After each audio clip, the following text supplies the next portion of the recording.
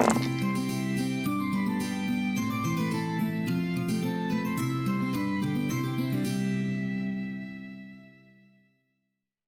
you doing, folks? Welcome back to the Forge and Brush YouTube channel. Got another flip through today. This one is on Oathmark, Battles of the Lost Age by Joseph A. McCullough, who's the author of Frostgrave, Stargrave, and some other fantastic games. Let's not forget Rangers of Shadowdeep.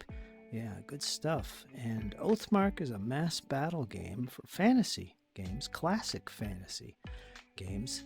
And very high quality book, almost 200 pages. Everything you need is in this book.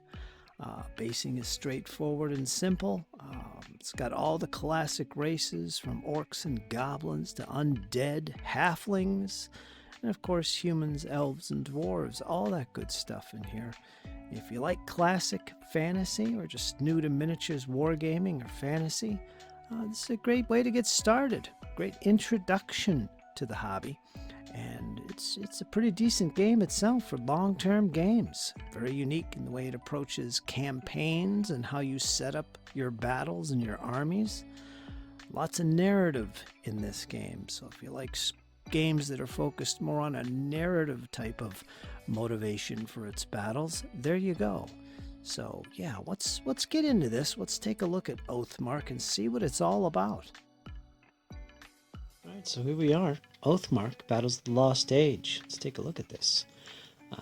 Almost 200 pages. I think it's 192. Hardback. One of Osprey's higher quality rules sets, as opposed to, say, the Blue Book line that they do. It's top-notch quality.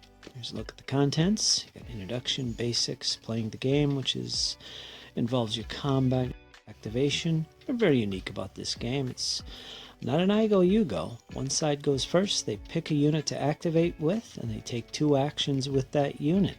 Once that's complete, it goes to the opponent, who does the same. And there's this back and forth, constant engagement or interaction between both players throughout the game. So that's something that's pretty cool about this, and it keeps players engaged and going at it. That's fun. You got your advanced rules section, of course. That's nice to have. One of the unique parts about this game is its campaign system, which is a highlight of these rules. One of the reasons people like it so much. And you got your building an army. It does use a point system, but again, that point system is tied to the campaign. Very important aspect of the game. You got your Appendix A, B, and C, which covers spells, magic items, and special abilities certain units or models might have in the battle. Yeah, pretty standard fare for a fantasy game, really. Yeah, and you can play one-offs with this if you so choose. So there is that option as well.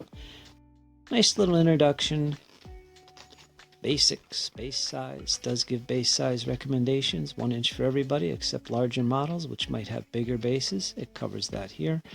You can use different basing if you want. In my case, all my models are mounted on 20mm square bases, so that becomes my default, as opposed to the suggested 25mm default in the rules. So all is good. Table size is typical. You can play on small 2x4s with a handful of models, or you could play bigger battles in a 6x4 or bigger. Yeah, fantastic. Dice are D10s, not D6s. Standard measuring tapes are useful, of course. There's an example stat line right there of the troops you could expect. If you're used to Warhammer or other fantasy games, you'll be right at home with this kind of layout for the stats. It also includes the base sizes for each type of soldier. In this case, a human soldier, as well as any equipment or special abilities. Talks about facing, all this good stuff. Line of sight, turn, initiative. Here's all about actions and activation. How you move. Movement is very straightforward.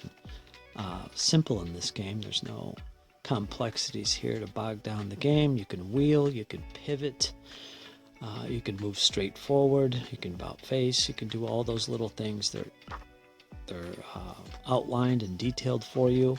Yeah, so far so good. Some of the art is kind of questionable. I'm not a big fan of this particular art. the way the elves are represented, but that's okay.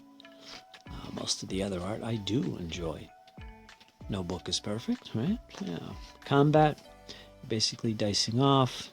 I think your maximum number of dice is 5 you can roll in a combat, so there's a cap on these things. It doesn't get ridiculous. This isn't a game of superheroes. Determined hits, you need a certain number. Modified, you roll your dice. There are champions in this game. There are leaders of units in this game represented. It works a little bit differently than you might be used to with, say, Warhammer. But it's funner, and it's much simpler and straightforward how those rules work for those types of models. Little example here. Easy to learn game. I think another thing about this game is if you've never played fantasy games before, particularly miniatures games, this is a great entry point. I mean, this core book alone is all you need to get into miniatures gaming, and specifically fantasy miniatures gaming. I highly recommend it because of that alone. I mean, the ease of this game. For myself, I intend to use this as a great entry point for my younger nephew, who's only 8 years old. So he's coming up on that time when he's going to be able to handle games like this, and he'd easily handle this. So, yeah, this is going to be his first experience. Now we get into advanced rules already. And again, I'm not going to go into the detail how the game is played or anything like that. Maybe we'll save that for a future bat rep, where I do a little in-depth explanation here and there, how certain rules work. Here's all about champions. And a big section of this book is just stats for your different models, and it covers humans, elves, dwarves. It also covers halflings if you get the free army list on Osprey's webpage, which you can download. It also covers orcs and goblins, all the standard classic races. And there is undead in the Oathbreakers expansion as well. I won't go into the expansions, but they greatly add to the game. Unit types, spells, magic items, scenarios, and in the case of Oathbreakers, a whole brand new faction, the Undead. Yeah, I believe I covered all the races there. There's orcs, goblins, humans, elves, dwarves, halflings, and undead. Yeah. All the basics, all the standards. This is, of course, based more around classic fantasy, like Token, that sort of thing. But again, this army list section is a big section. And you'll notice that a lot of races have the same similar troop types, although the races are different in stats. Sometimes the names will be a little different, like you have your elf soldier, elf spearman, elf archer, elf warrior, elf line breaker. You recognize that from the dwarves. They have line breakers, they have warriors. And there's unique ones like the elf ranger, or the pathfinder, or pathguard rather, and so on and so forth. And we skip ahead here, and we'll see we get to, there's unaligned creatures as well that can be in any army, like the gargoyles, for example, dragons. Usually they're pretty high pointed, so you got a pretty big armies to be able to include them, a lot of these monsters. Okay, then we get into the section on campaigns, and this is one of the highlights of this set of rules, is playing campaigns. Again, not that you have to. So basically how it works is you have a kingdom. You choose a race, and maybe it's dwarves, maybe it's elves, and you choose the elven city or the dwarven city as your capital, and then you choose all these terrain types that surround your capital region, things like forests and swamps and bogs and mountains, and each of these terrain types provides certain troop types to your army that you create in the future. Maybe the swamps provide you trolls, maybe the dwarves dwell in the mountains, so when you have mountains, boom, all of a sudden you got access to specific dwarven units. And this is what makes up your kingdom when you start off. That's what defines what you can have in your army. And it's fantastic. And of course, you build your armies with points based on what types of terrain are providing units for you in your kingdom.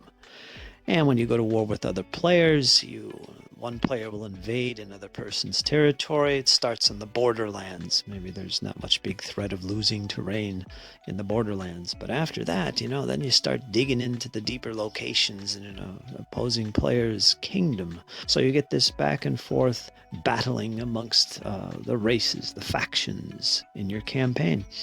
And as you can imagine, a lot of story comes out of these battles.